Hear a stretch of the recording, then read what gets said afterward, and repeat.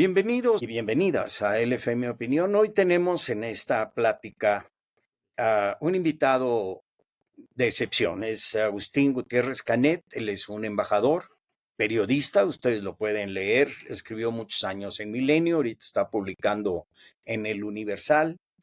Es licenciado en comunicación, pero también es un embajador de carrera y eh, fue embajador de México en Rumania, en Finlandia y simultáneamente cubría Etonia, en Irlanda. Fue cónsul de México en Hong Kong y en Macao. Fue ministro y jefe de la Cancillería en las embajadas de España y de Italia. Representó a México en la FAO y ha tenido infinidad de cargos en la Cancillería. Y bueno, pues Agustín, bienvenido. Es un placer Muchísimas tenerte. gracias, Luis. Es un placer conversar contigo y un saludo muy cordial a tu programa LFM Opinión. Gracias, nos honras. Este es un canal pues que apenas está empezando, pero con gente como tú, sin duda alguna, podemos dar productos de calidad, que es lo que nosotros queremos hacer y sobre todo salirnos un poquito de la cotidianeidad y de la bulla para entrar a un análisis un poco más profundo. Entonces, si me permites, voy a hacer un contexto de lo que está pasando hoy y voy a contar una anécdota. Era el porfiriato y estaba uno de tantos candidatos que intentó ser presidente de la República, echando un discurso en un mitin bastante nutrido en la Alameda. Y entonces don Porfirio lo que hizo fue soltar un globo de Cantoya, que era así como la gran noticia en México, y pues lo voló por encima de la Alameda y todos los que estaban viendo al candidato en el mitin, pues voltearon a ver hacia arriba y se fueron siguiendo el globo de Cantoya, ¿no? Y entonces ya cuando este se quedó totalmente solo en la Alameda, pues gritó, pueblo globero. Y esto viene a colación porque nos soltaron un globo de Cantoya, ¿no? Y el pueblo globero ahí se fue con el globo de Cantoya. Porque nos dicen que en el caso de los aranceles, México logró un triunfo único, fuera de serie. Y lo único que nos han dicho, y ayer lo vimos en el Teatro de la República en Querétaro, pues es que la presidenta es valiente, es inteligente, ganó todo en la negociación, en una sola llamada dobló a Trump y le ganó la jugada, en fin. Y luego pues nos vamos con el discurso que la soberanía, que no hay injerencia, que la colaboración, pero no la sumisión, y en fin, ¿no? Y el aplauso patriotero. No voy a criticarlo, pero quisiera hacerlo a un lado. Y dejando toda esa bulla, que pudiéramos entrar en realidad a ver qué ganamos o qué perdimos, si estamos mejor o estamos peor. Porque lo que se nos dijo es, bueno, ya no nos pusieron los aranceles por 30 días, pero vamos a ver qué pasa en 30 días. Y de entrada, pues ahí nos pusimos una soga al cuello porque de hecho regresamos a las calificaciones de Estados Unidos a México en materia de narcotráfico. Pero ahora el que nos va a calificar es Trump, no un organismo del gobierno de Estados Unidos. Por otro lado, adelantamos un año la revisión del TEMEC.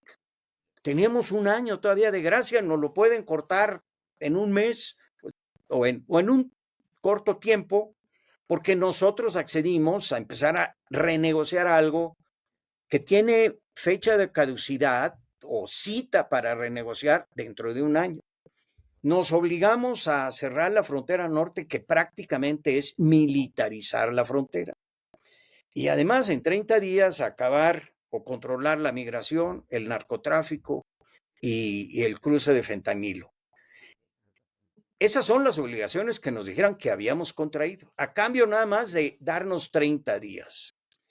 Entonces, yo en realidad no veo un gran triunfo, porque el problema sigue ahí. Y los aranceles nos los pueden poner en 30 días o antes si este señor amanece con un dolor de muelas, ¿no? Entonces, primero, no veo gran cosa que festejar y por otro lado, pareciera que aceptamos pues el chantaje y no nada más nos aceptamos al chantaje, sino que ya nos encadenamos a él, ¿no? Y simultáneamente lo que empezamos a ver es que unos aviones espía que generalmente deben de volar sobre México, no más que muy arriba y nadie los ve, pues ahora los volaron bajitos para que todo el mundo lo viera y además nos tomaron unos portaaviones, un portaavión y un destroyer para que todo el mundo lo viera, cuando debe de haber destroyers pasando por aquí, por allá, normalmente, ¿no? Más lo acercaron un poquito más y nos mandaron las fotografías. Me preocupa que Canadá haya reconocido ya o va a declarar como terrorismo el narcotráfico mexicano. Entonces nuestros dos grandes socios comerciales pues ya se unieron en la lucha del narcoterrorismo mexicano. Ya nos doblaron con el maíz transgénico, por más que digan que sin maíz no hay país, pues ya lo doblaron. Y pareciera que la diplomacia mexicana pues está como pasmada, ¿no?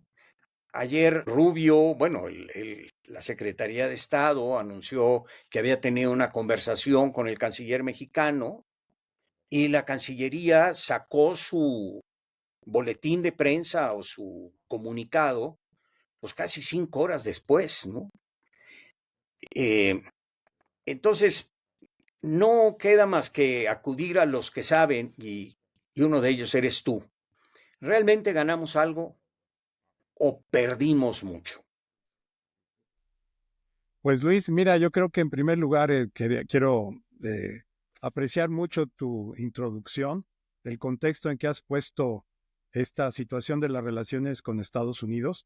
Me parece muy atinada y muy completa. Creo que es un buen contexto para iniciar esta conversación. Mira, yo creo que el problema del gobierno emanado de Morena es que en general son bastante provincianos en el sentido de que carecen de experiencia internacional la Ujú. mayoría de los integrantes del gobierno. Y esto se hereda del anterior gobierno por parte de Claudia Sheinbaum en relación con López Obrador. Él decía que la mejor política exterior es la interior, y es porque no tienen idea de lo que es la política exterior. Y esta fórmula que él estableció desde el principio de su gobierno me parece totalmente equivocada, puesto que, como lo he afirmado anteriormente, la peor política exterior es la interior. ¿Y por qué digo esto? Lo digo porque las fallas del Estado mexicano en relación a la seguridad y la migración principalmente están Ujú. teniendo un impacto negativo en la relación bilateral con Estados Unidos. Y aunque en esta falla de la seguridad hacia nosotros, los mexicanos, debería de ser reclamada, ¿no?, por la propia sociedad mexicana Ujú. para exigirle al actual gobierno que lo resuelva. Y lo único que han hecho es estar tratando de paliar y de tratar de darle continuidad a la herencia de López Obrador. Aunque aquí sí debo reconocer que he visto en la política de Claudia Sheinbaum un matiz al desplegar más acciones de persecución del crimen organizado Ujú. que encabeza García Harfuch, el secretario de Seguridad. Pero en migración siguen con lo mismo, el mismo tema de haber heredado la política de López Obrador, que al principio de su gobierno dijo que eran todos bienvenidos los migrantes, y esto alentó un mayor flujo de migración de Centro Sudamérica, incluso de países extracontinentales. Si Y es, recordamos, mi querido Agustín, sí, el Luis, primer acto de la secretaria de Gobernación, la exministra, ay Dios mío, se me fue el nombre, Bueno, es que era mejor conocida como La Florero, pero bueno, el primer acto de Sánchez Cordero. Sánchez Cordero, el primer acto de Olga Sánchez Cordero fue ir a recibir en la frontera con Guatemala a una caravana de migrantes y darles la bienvenida. Y luego los trajeron a la Ciudad de México y les llevaron mariachis y fue a bailarles la gobernadora, hoy gobernadora de Campeche, ¿no? Laida Sansores. Eso viene a colación por lo que tú dices, los recibimos con los brazos abiertos, ¿no? Así es. Y entonces esta apertura, yo creo que es correcto brindar la garantía de los derechos humanos a los migrantes extranjeros. Si no, no tendríamos autoridad para exigir en Estados Unidos la protección y el respeto a los derechos humanos de los migrantes mexicanos allá, para ser coherentes. Pero esto se descompuso con las caravanas y entonces fue cuando empezó lo de las amenazas de Trump de cerrar la frontera si no frenábamos a las migrantes. Y aquí ocurrió un error y ese es el otro antecedente de la pésima negociación de este exsecretario de Relaciones Exteriores y actual secretario de Economía, Marcelo Ebrard, que el 15 de noviembre de 2018 en Houston y 15 días antes de que el canciller designado asumiera su cargo como secretario de Relaciones, dado que el Es gobierno decir, empezó, era un simple ciudadano en ese así momento. es, no tenía capacidad legal, y ahí viene el origen espurio de haber aceptado en esa reunión del 15 de noviembre en Houston el programa Quédate en México. Y Ujú. ahora venimos arrastrando esta, esta decisión que el gobierno actual de Sheinbaum lo avala. Y no me extraña nada porque el principal asesor que estamos viendo detrás de Sheinbaum es Ebrard. Y Ebrard lo único que está tratando es de legitimar esta decisión, avalada desde luego por López Obrador, pero negociada por Ebrard, a cambio de nada, Luis. Y es que yo entiendo que con Estados Unidos, siendo la relación tan asimétrica, donde el poder es superior el de Estados Unidos con México en materia de comercio, ya sabemos que el 80% de nuestras exportaciones van a Estados Unidos y para Estados Unidos solo es alrededor del 15%, 18% de sus exportaciones. Hay que, sin duda, y esto lo digo como diplomático, hay que negociar, pero la forma como hemos estado negociando es nada más de manera pasiva, sin plantear los intereses de México también en la mesa de negociación. Es decir, muy bien, ustedes quieren que despleguemos militares en la frontera Ujú. para controlar el fentanilo y la migración. Pero a cambio de eso, les pedimos a ustedes que nos apoyen con financiamiento para poder recibir a los migrantes que se quedan atorados en la frontera, para recibir a los expulsados que ustedes expulsan en nuestra frontera por el programa Quédate en México, pero no hacemos nada, simplemente nos doblamos, nos callamos y celebramos victoria cuando lo que está ocurriendo es una humillación. Ese es el problema de esta retórica, de que todo lo resuelven, y vuelvo al tema del provincianismo del gobierno de Morena, el pasado y el actual, de todo responderlo en base a la lógica interna, de azuzar, de explotar el sentimiento nacionalista del pueblo mexicano, cuando en realidad estamos viendo una cesión de la soberanía, pero una cesión de la soberanía que debe ser en todo caso equilibrada y compartida con Estados Unidos, que también ellos deben de ceder para poder llegar a un acuerdo satisfactorio y a largo plazo. Estamos volviendo a la misma película, Luis, de hace 6 años. Otra Ujú. vez, 6 años después, la misma amenaza de aplicar los aranceles si no controlamos la migración. ¿Cuál fue la victoria entonces? Te acordarás muy bien, Luis, cómo Marcelo Ebrard, si no mal recuerdo, en el año 2021, después de haber se doblado en las negociaciones en Washington y de haber dicho Trump que nunca había visto a un secretario, a una persona que se había doblado tan pronto Rápido, sí. y que también había obtenido gratis este despliegue de 27,000 elementos de la Guardia Nacional en la frontera sur de México, colindando con Guatemala. Recuerdo muy bien cómo se organizó un mitin en Tijuana encabezado por López Obrador para recibir al triunfal Marcelo Ebrard cuando declaró: la patria está a salvo, está incólume la soberanía de México. Fue toda una farsa, como la farsa, eso es lo único que hacen, explotar este sentimiento patriotero, pero que en el fondo no está avalado por los hechos y van a seguir así porque no saben hacer otra cosa. Son muy buenos para la propaganda. Todas las mañanas tenemos como martillo diario, diario, diario. Y sí logran, hay que reconocer que la popularidad de la presidenta, según las encuestas, si es que son confiables, mantiene una gran popularidad la presidenta. Pero en realidad lo que están es tratando de ocultar estas negociaciones también en lo oscuro, en la parte, no informan claramente qué está diciendo México. Ya vimos cómo la primera llamada entre Juan Ramón de la Fuente y el secretario de Estado, Marco Rubio. Rubio, se mantuvo en silencio. Fue la presidenta la que informó, pero en términos de que solamente habían tratado temas de migración y seguridad. Pero ni el Departamento de Estado en esta conversación celebrada el 21 de enero, no se difundió nada, ni por parte de Relaciones, ni por parte del Departamento de Estado. Ayer sí, ahora otra vez sí ya se ocurrió la segunda reunión, la segunda llamada telefónica en la que finalmente lo celebran.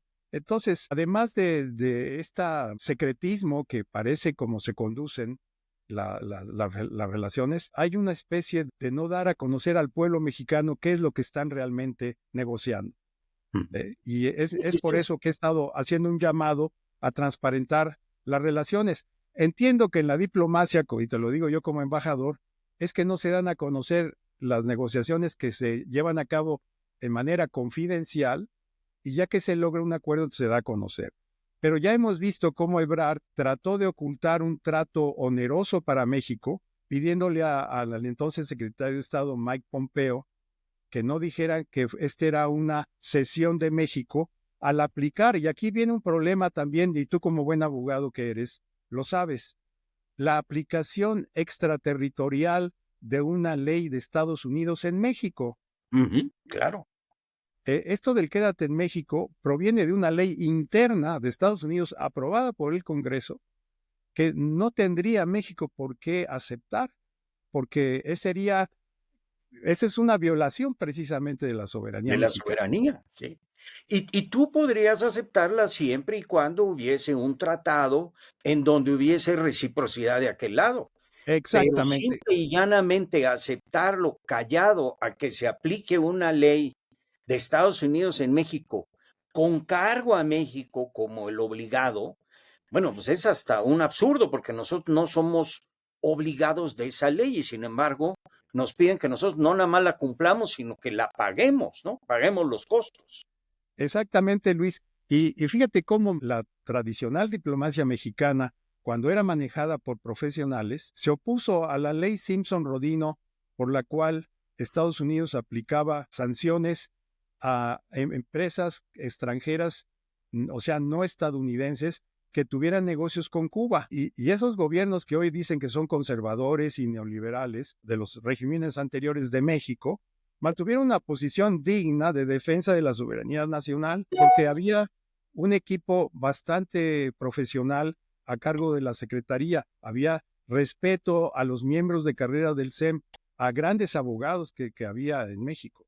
Y entonces México, y con el Congreso y con el respaldo del Congreso mexicano, aprobó una vacuna contra esta aplicación unilateral y extraterritorial de una ley estadounidense. Y no estamos haciendo aquí nada al respecto, más que cantar el himno nacional, enarbolar la bandera nacional, pero en la realidad sí estamos cediendo sin ninguna negociación, sin ninguna condición a todas estas decisiones arbitrarias de Estados Unidos. Así que, como tú bien dijiste al principio de esta introducción, no hay victoria, no hay nada de qué festejar. Todavía el problema va a seguir continuando. Claro. Sí, bueno, tú mencionaste al principio de tu intervención que lo que hemos vivido es una humillación y más que un triunfo que celebrar, pues hay una humillación que tendríamos que ver cómo la vamos a enfrentar ahora de aquí en adelante. A mí me preocupa porque tú lo que dices es, estamos atendiendo la relación internacional con criterios domésticos y más que viendo por el interés nacional, viendo por el interés de un partido y entreteniendo a sus psicofantes, ¿no? Pero el problema ahí está y los mexicanos debiéramos exigirle al gobierno, primero que nos hable con la verdad, porque también acabas tú de decir, bueno, pues nos han dicho que fueron los 10,000 guardias nacionales en la frontera norte, combatir el narcotráfico y la migración, pero ¿cómo? ¿En qué? ¿Cuáles fueron los compromisos que vamos a tener que cumplir en estos 30 días, que ya no son 30, porque ya pasaron varios días, ¿no? ¿Y qué se ha hecho además para el cumplimiento, salvo mover a la Guardia Nacional? Yo no he visto nada más. Y la otra, ok, te pauso 30 días los aranceles, pero si no cumples en 30 días, ¿qué otra, qué pactaste ya de antemano que suceda? Es decir, ¿cuál sería el castigo al que nos veríamos sometidos como nación? Y Así no es, lo Luis. sabe. Mira, tú no se puede convocar a la unidad nacional cuando no se habla con la verdad, cuando no se transparenta las relaciones, cuando se sigue polarizando a la sociedad mexicana, cuando se excluye a los demás poderes, cuando se trata de aferrarse al poder a costa de la autonomía de las instituciones, con toda esta reforma, la reforma judicial, con este ataque contra los poderes independientes, eh, ¿cómo pretenden todavía que la sociedad mexicana puede estar apoyando esta destrucción de las instituciones mexicanas que equilibran al Ejecutivo, ya de por sí que tenía tanto poder, pero van por todo, van arrasando como un bulldozer sobre cualquier institución o voces que no se plieguen a su maniquea propaganda e ideología. Entonces, ahí viene pues todo el origen de mucha parte en buena medida, los problemas con Estados Unidos se deben a las razones internas. Pasando al tema de la inseguridad, la grave acusación, Luis, de que el gobierno de México está ligado al narcotráfico. Y ahora nuestro otro socio comercial, como señalabas, también Canadá, ya se asume esta política de Trump cuando eh, es increíble que nuestros principales socios comerciales estén colocando en el banquillo de los acusados al gobierno de México, con el cual están negociando, con el cual tienen negocios, tienen comercio intenso.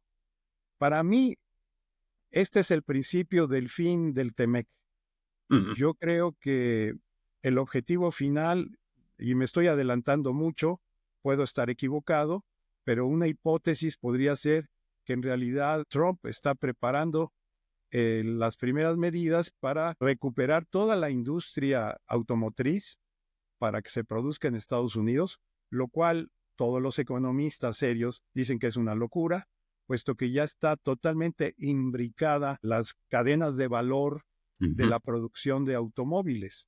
Pero Trump a eso no le importa, él está también hablando para sus psicofantes, los psicofantes de America First, de Make America Great Again, etcétera. Entonces, estamos realmente en una situación muy difícil cuando hay una debilidad del Estado mexicano actual con una sociedad mexicana dividida y al mismo tiempo las peores amenazas contra nuestro país. No Claro. estamos viviendo los mejores tiempos con unos eh, gobernantes que, perdón que lo diga y me da pena, pero no están a la altura de las circunstancias. Lo que acaban de mencionar es uno de los grandes temas sobre la mesa a los cual tampoco le hemos entrado, porque lo único que hicimos cuando nos dicen tienen ustedes una alianza con el narcotráfico, además la calificaron, ¿no? Una alianza inaceptable, ¿no? Algo así dijeron con el narcotráfico. En lugar de atender a esa acusación, desgarramos nuestras vestiduras, ¿no? Dijimos que nos sentíamos ofendidos, llamamos al himno nacional y Maciosari un extraño enemigo, ¿no? Pero te hago la pregunta, tú que eres un embajador de carrera y que has visto pasar muchas cosas. Una acusación de esta naturaleza de un gobierno a otro, un gobierno además que es uno de tus principales socios comerciales y tu vecino con que tienes 3,000 kilómetros, ¿es normal? ¿Es diplomático? Para nada, Luis, es realmente insólito.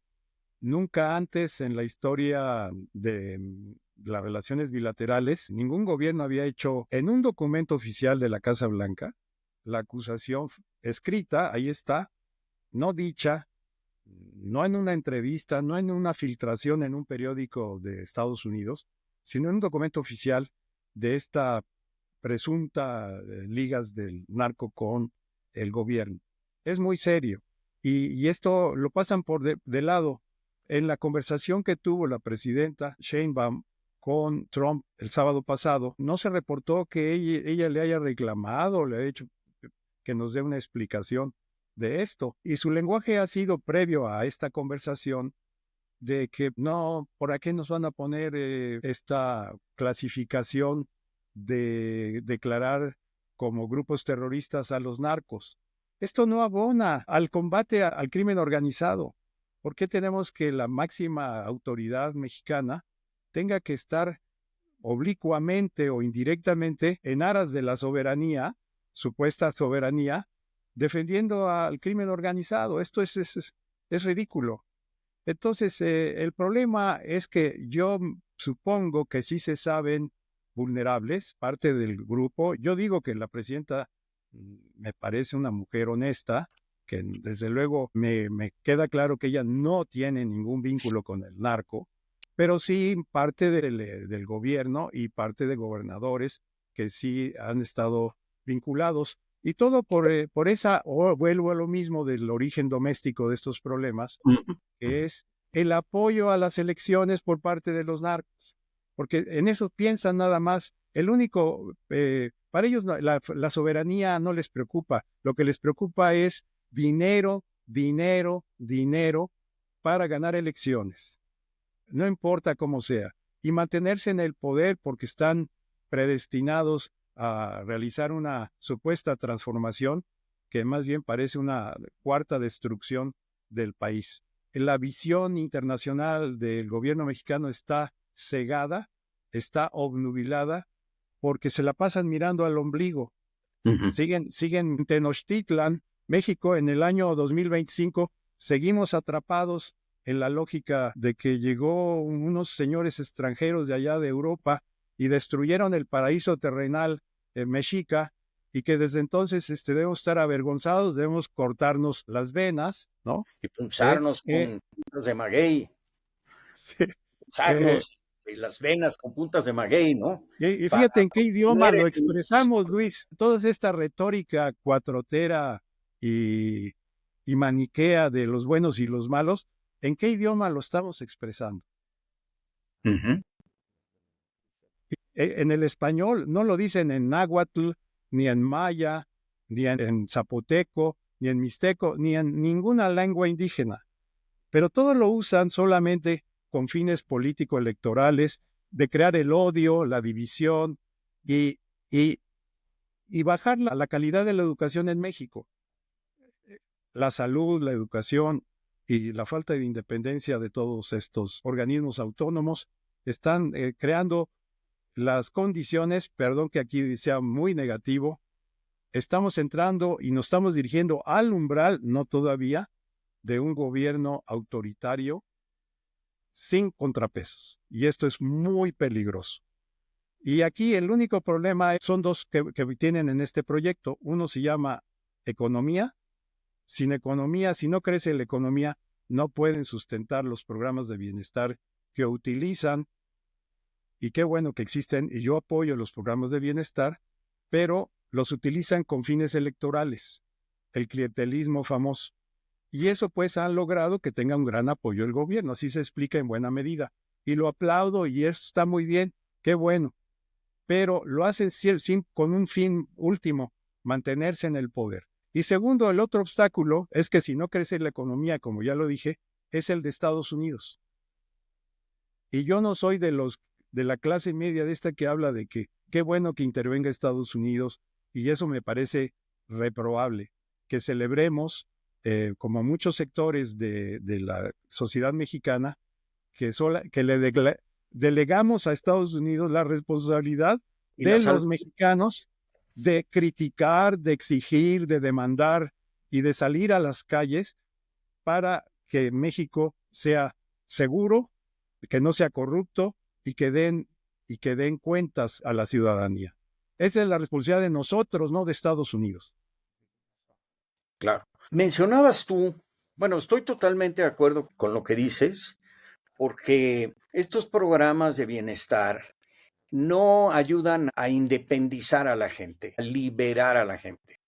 Y para que nosotros tengamos una verdadera ciudadanía, lo primero que tenemos que hacer es liberar al individuo de sus necesidades más elementales, de su ignorancia, de sus medios, de su opresión, de su dependencia, ¿no? Inclusive de sus propios fantasmas. Y pareciera que estamos haciendo lo contrario. No te liberes, espérate, ¿no? Eres como la mascota a la que no le puedo decir vete a buscar tu comida, yo te la voy a dar todos los días. Entonces, en eso estoy de acuerdo. Pero quisiera regresar un poquito al tema este de Estados Unidos. Tú decías, no estamos viendo más que nuestro ombligo y estamos interpretando y reaccionando a los estímulos del exterior con criterios eminentemente electoreros y además de facción. Es decir, yo estoy llamando a una unidad de los míos, porque los demás son traidores. Pero resulta que si, ese es mi entender, que si hay algo en la diplomacia que nos enseña, es que el diplomático es alguien que ve a futuro. Es decir, yo voy a hacer este tratado porque estoy viendo a lo que va a pasar en 10, en 20, en 30 años. No quiero hacer esto para el evento que va a tener mañana en Tijuana, ¿no? O para la mañanera de mañana, sino estoy haciendo esto con miras a un México a futuro y pareciera que eso se ha perdido. Y por lo tanto, si no tenemos hacia dónde vamos, si no tenemos rumbo, bien decía, la frase yo se la leía a Nietzsche, pero sé muy bien que no es de él, no he podido averiguar de quién es, pero no hay buen viento para el que no sabe a qué puerto se dirige. Y pareciera que en el contexto internacional México perdió el puerto al que se dirige. No sabemos a dónde vamos. Estamos ante una crisis diplomática. En un momento donde además pareciera que el mundo está también en una convulsión de relaciones internacionales y que podemos entrar a conflagraciones que esperemos no lleguen, pero estamos en un momento en donde se requieren profesionales, gente de carrera, gente que entienda y gente que pueda realmente operar. A mí me preocupa porque yo veo a un canciller muy disminuido, muy ausente, muy callado. Y cuando sale le veo cara de espantado, ¿no? Y por otro lado, pues ya vimos que el antídoto que están dándole a esta enfermedad es el triunfalismo y el patrioterismo, pero no una solución diplomática con visión del mundo, con visión geopolítica. Y es muy grave, pues, ir a la guerra con un palillo de dientes, ¿no? Y eso es lo que me preocupa a mí de lo que ha pasado con el servicio exterior de carrera. Y bueno, pues con lo que ha pasado con el Poder Judicial y con lo que ha pasado con los órganos autónomos e inclusive con la propia burocracia de la administración federal, ¿no? Que fueron prácticamente liquidados o corridos por la buena o por la mala a las mayorías de las gentes que había preparado el gobierno mexicano, pues para entregar como botín de conquista la administración pública al movimiento, ¿no? A los leales. Y lo voy a llevar a otro de nuestros graves riesgos. Aceptaron, bien o mal, adelantar la negociación o la revisión del TEMEC, que debía ser hasta el año que entra. Y ya dijeron, vamos a hacerlo ahorita. Bueno, es una situación en la que a nosotros nos ponen contra la espada y la pared o nos agarraron con los dedos en la puerta, ¿no? Pero mi pregunta es, parte del TEMEC tiene que ver con los órganos autónomos, con un sistema de justicia efectivo y con una apertura económica, sobre todo en materia de energía. Y todas esas cosas ahora se nos vienen junto con los reclamos del fentanilo y la migración. Entonces se nos juntan tres grandes déficits en México que nos los van a echar en cara en la renegociación comercial.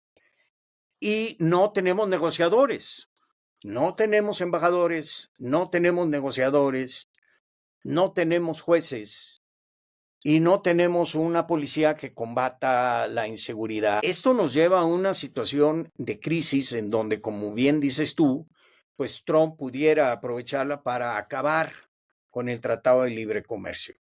Pero bueno, dada tu experiencia, ¿cómo ves esta negociación adelantada y en qué condiciones estamos llegando a negociar? Pues efectivamente, Luis, coincido contigo que el problema de la falta de Estado de Derecho en México impacta en la relación con Estados Unidos, sea quien sea el presidente allá. El problema es que además tenemos a un presidente populista que solo está tratando de cumplir con sus promesas hechas al electorado. Y hay que ver cómo, después de apoyar al intento de asalto al Capitolio, es increíble Polio. cómo este país eh, le ha perdonado a Trump regresar al poder. Ha pasado todos los obstáculos de juicios, falta de respeto a la democracia, etcétera. Y aquí vemos un fenómeno mundial que ha ocurrido en México y ocurre en Estados Unidos y está pasando en todo el mundo, que es este populismo de izquierda o de derecha, pero que están cambiando las relaciones internacionales. Y en el caso de Estados Unidos, como ya lo había señalado, yo me temo que tenemos a un presidente muy fuerte, porque controla el Congreso, la mayoría de los jueces de la Suprema Corte lo apoyan, veo pues casi muchos gobernadores, el gran capital de Wall Street Journal están felices teniendo ahí a Elon Musk, que ese es otro fenómeno que hay que señalar. Aquí existe, en Estados Unidos ya hay una plutocracia, que el hombre más rico del mundo, que es Elon Musk, está de asesor cercanísimo y con un cargo oficial, abriendo las puertas del Departamento del Tesoro para ver cuál es el sistema de pagos, cómo va a desmantelar al gobierno para hacerlo más esbelto, como dirían, y, está, todo esto es una locura que estamos viendo, cómo el hombre más rico después de Trump es el hombre más poderoso en el gobierno de Estados Unidos. Entonces hay una mezcla de intereses clarísimo, ¿no? Y esta este país en el cual nosotros, cuando nos formamos, era supuestamente ejemplo de libertad, de derechos humanos, Estado de Derecho, se está convirtiendo como un país bananero, pero bajo un líder que tiene un afán de dominio mundial, no solo en América, al revivir la doctrina de Monroe, de América para los americanos, ya quiere el canal de Panamá, ya quiere Groenlandia, a los canadienses dicen, también queremos que sean el 51º estado de Estados Unidos.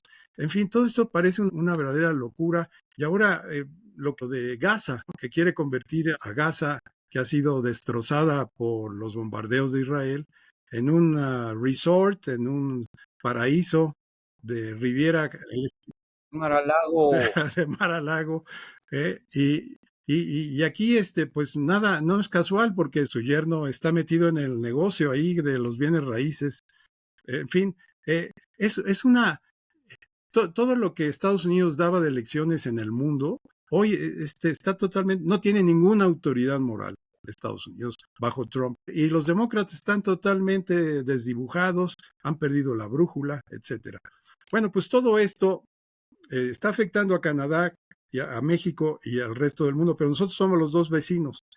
Y el adelanto de la negociación del TEMEC, pues todo apunta a que él va a querer cumplir con la promesa de que va a recuperar los puestos de trabajo sobre todo de la industria automotriz.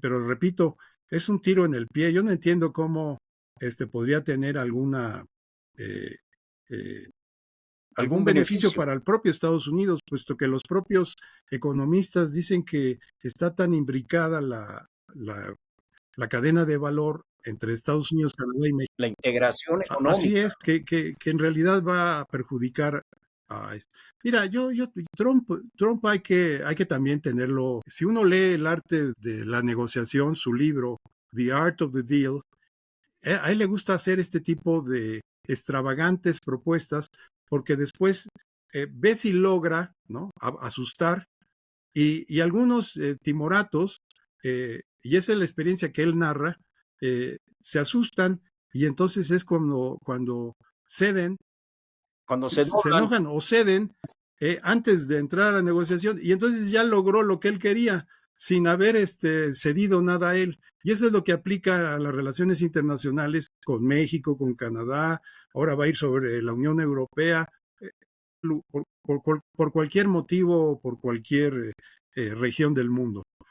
Entonces, la estrategia en este sentido, yo quería señalar sobre es que hay que hacerle ver a Trump siempre que no tenemos miedo, ¿no? Pero decirlo dentro de la mesa, no nada más en una mañanera, sino sentados, y que vamos a aplicar también decisiones que pudieran afectarle a él. Pero nunca lo hacemos. También lo quisieron utilizar eh, en el gobierno de López Obrador, la Secretaría de Economía en la negociación por esto de aranceles por migración, y al final López Obrador, el gran líder nacional, no se atrevió a dar ese paso de aplicar en represalia también aranceles y aceptó someterse a Trump. Pero para decir siempre, y aquí viene la vergüenza de todo esto, que él es amigo de Trump, que Trump lo respeta. Pero mientras Trump acusaba a los mexicanos y los difamaba de ser narcotraficantes, Asesino. violadores, asesinos, etcétera, y el presidente de México jamás le reclamó nada a Trump de estas graves violaciones. ¿Para qué queremos un presidente que dice que se lleva bien con Trump y que con eso ha evitado ser víctima de estas amenazas, cuando en realidad se está perdiendo lo más esencial de cualquier persona, de cualquier país, que es la dignidad? Cuando tú no tienes dignidad, eres un objeto, ya no eres una persona. Pues muy bien, Agustín, te agradecemos mucho, y yo en lo personal, que nos hayas acompañado, que nos hayas dado luces. Sabemos que son momentos muy difíciles, y ojalá encontremos la inteligencia y la capacidad para saberlo sortear. Creo que estos ejercicios pues nos ayudan para situarnos nuevamente en la realidad, porque como tú dices, pues en lugar de triunfo parece que hubo una humillación. Pero en fin, te agradezco mucho y si nos permites estaremos en contacto porque creo que todavía falta mucho en este camino. Gracias. Estamos en contacto. Muchas gracias por acompañarnos en el FM Opinión. Este es su canal. Los saludamos y les abrazamos. Muchas gracias.